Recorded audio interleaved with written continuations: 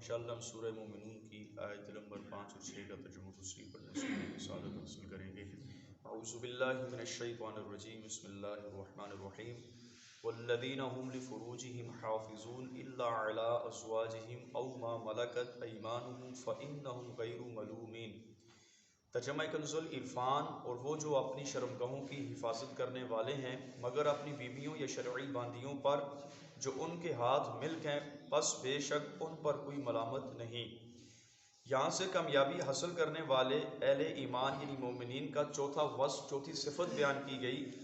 چنانچہ اس کے بعد والی آیت کریمہ کا خلاصہ یہ ہے کہ ایمان والے زنا اور زنا کے اسباب واللازمات وغیرہ حرام کاموں سے اپنی شرمگاہوں کی حفاظت کرتے ہیں، البتہ اگر وہ اپنی بیویوں شرعی باندیوں کے ساتھ جائز طریقے سے صحبت کریں تو اس میں ان پر کوئی بھی ملامت نہیں۔ حدیث پاک میں زبان اور شرمگاہ کو حرام اور ممنوع کاموں سے بچانے پر جنت کا وعدہ کیا گیا۔ چنانچہ نبی پاک علیہ السلام نے فرمایا، جو شخص میرے لیے اس چیز کا ضامن ہو جائے کہ جو اس کے جبڑوں کے درمیان ہے یعنی زبان، اور جو اس کے دونوں پاؤں کے درمیان ہے یعنی شرمگاہ، فرمایا جو ان دو چیزوں کی مجھے ضمانت دے تو میں اس کے لیے جنت کا ضامن ہوں۔ یاد رکھیں کہ شرمگاہ کی شہوت کو پورا کرنا انسانی فطرت کا تقاضا اور بے شمار فوائد حاصل کرنے کا ذریعہ ہے۔ اگر اس تقاضے کو شریعت کے بتائے ہوئے جائز طریقے سے پورا کیا جائے تو یہ دنیا میں بہت بڑی نعمت اور آخرت میں ثواب عظیم کا ایک ذریعہ ہے، اور اگر اسے ناجائز و حرام ذرائع سے پورا کیا جائے تو یہ دنیا میں بہت بڑی آفت اور قیامت کے دن دردناک عذاب میں مبتلا ہونے کا سبب ہے۔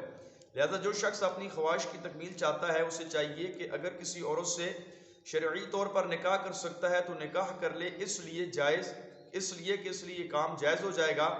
اگر وہ شرعی نکاح کرنے کی طاقت نہیں رکھتا تو پھر روزے رکھ کر اپنی شرمگاہ کو مغلوب کرنے کی کوشش کرے، اور اس کے ساتھ ساتھ ان تمام اسباب و محرکات سے بچنے کی بھی بھرپور کوشش کرے جن کی وجہ سے نفس کی خواہش میں اضافہ ہوتا ہے۔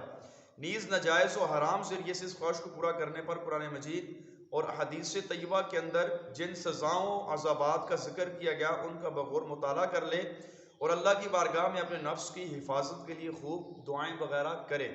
اللہ رب العالمین جل شانہ کی بارگاہ میں دعا ہے اللہ پاک جو کچھ ہم نے پڑھا سنا اس پر عمل کرنے کی، دوسروں تک پہنچانے کی توفیق نصیب فرمائے۔ آمین بجاہ النبی الکریم صلی اللہ تعالی علیہ وسلم۔